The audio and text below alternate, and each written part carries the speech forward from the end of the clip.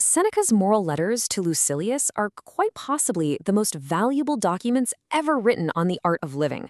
Seriously, today, we're going to deconstruct this ancient masterpiece to find timeless strategies for modern resilience and focus.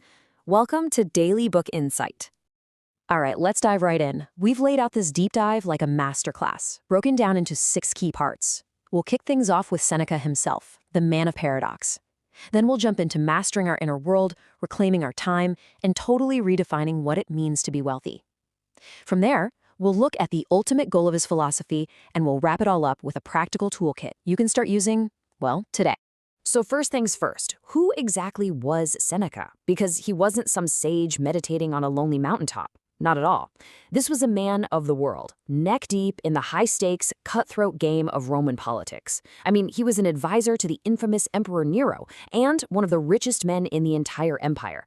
And yet, this is the guy writing these incredible letters about virtue, simplicity, and inner peace.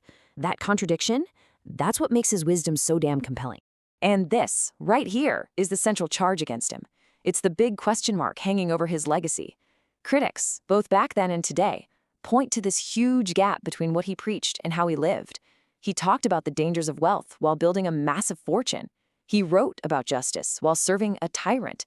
So we have to ask ourselves, does his hypocrisy make his wisdom worthless? Or does it actually show us a man fighting the exact same battles we do, just on the epic, world-changing stage of the Roman Empire?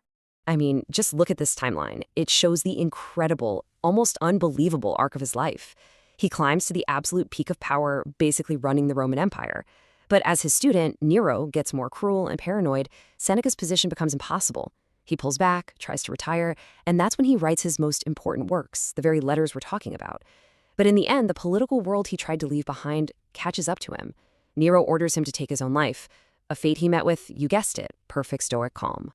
Okay, so now we get to the first real tool in our Stoic toolkit, and wow, is it a big one. It's Seneca's prescription for mastering our inner world. And honestly, it feels like it was written specifically for us, for our age of constant anxiety, stress, and just worry. This is a 2,000-year-old solution to a very, very modern problem. Before we dig into the technique itself, just take a second, really think about this. What do you really fear? What is it? Is it losing your job, a health scare, public speaking? What's that one thing that kind of keeps you up at night? Okay, hold on to that thought, because Seneca has a direct and incredibly powerful way to deal with it. And here it is, Seneca's core diagnosis. It's so simple, but it's just profound. He argues that the vast, vast majority of our suffering isn't caused by things that actually happen. Nope. It's caused by our own imagination running wild with what-ifs. We torture ourselves with these catastrophic scenarios that, let's be honest, almost never happen. The fear itself becomes the pain. So, what's the antidote to this self-inflicted suffering? It's a practice called premeditatio malorum. It literally translates to the premeditation of evils. Now hold on, this isn't about being a pessimist or just dwelling on bad things.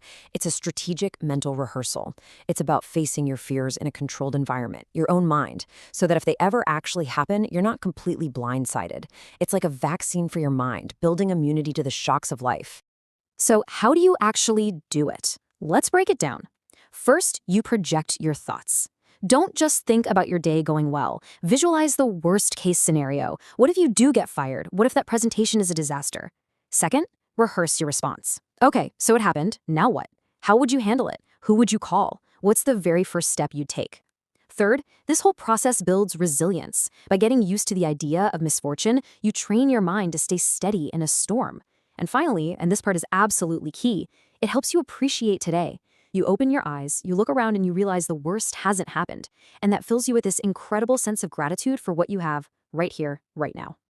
Okay, so from our inner world of thoughts and fears, Seneca now turns our attention to the most precious, absolutely non-renewable resource we have, our time.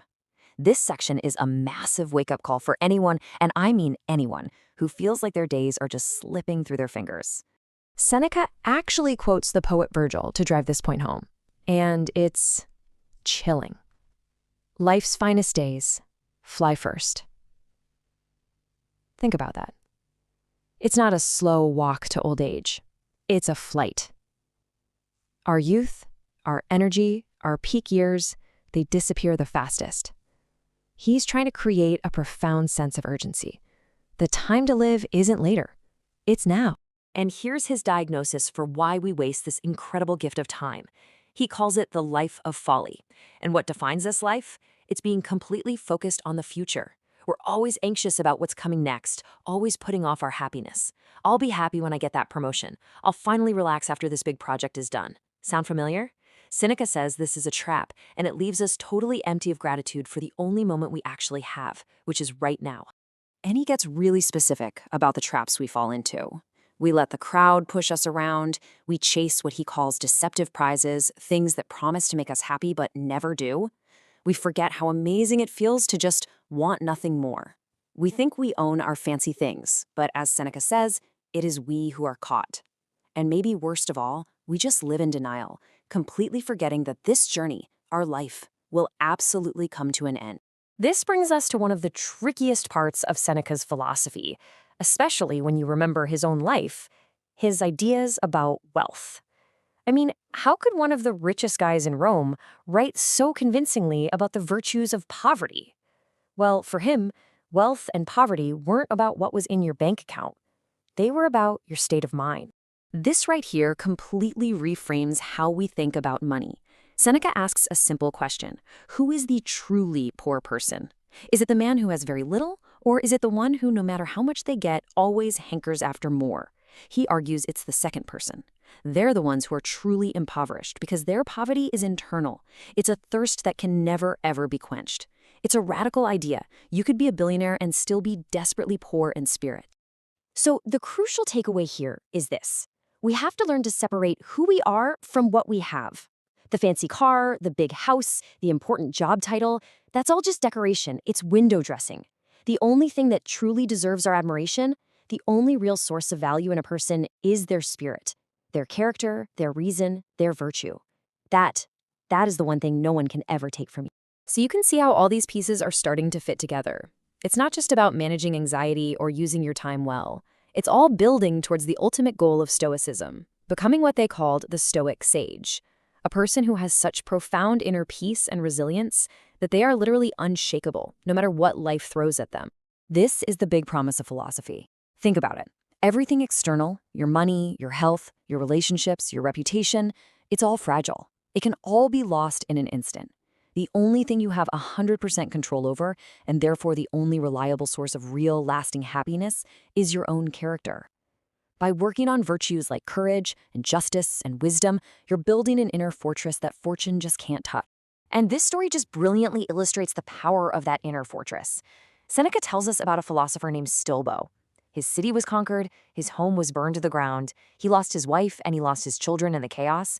The conquering general, seeing him standing there with nothing, asked him what he had lost, and Stolbo gave this unbelievable reply: "I have all my valuables with me." He meant his virtue, his wisdom, his character. In that one moment, he proved that his worth was completely contained within himself, untouchable by even the worst disaster imaginable. Whew!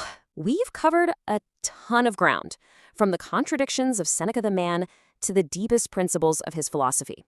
So now, let's bring it all home. Let's distill everything we've talked about into a simple, practical toolkit that you can start using to build a more resilient and focused life. Here they are, the 4 key principles. Number 1, practice misfortune. Don't wait for disaster to find you. Use premeditatio malorum to mentally prepare for it. Number 2, seize the day. Remember what Virgil said, life's finest days fly first. Own your time. Number 3, desire less. The secret to wealth isn't having more, it's wanting what you already have. And finally, number 4, cultivate your spirit. This is your life's work. Your character is the only thing that is truly 100% yours. Seneca loved this metaphor of life being a play. And it's such a powerful way to think about things, isn't it? Some plays are short, some are long, some are tragedies, some are comedies. But what makes a play good isn't its length. It's the quality of the acting, the power of the story. So as we wrap this up, I'll just leave you with that question to think about. Are you writing a good script for your one precious life?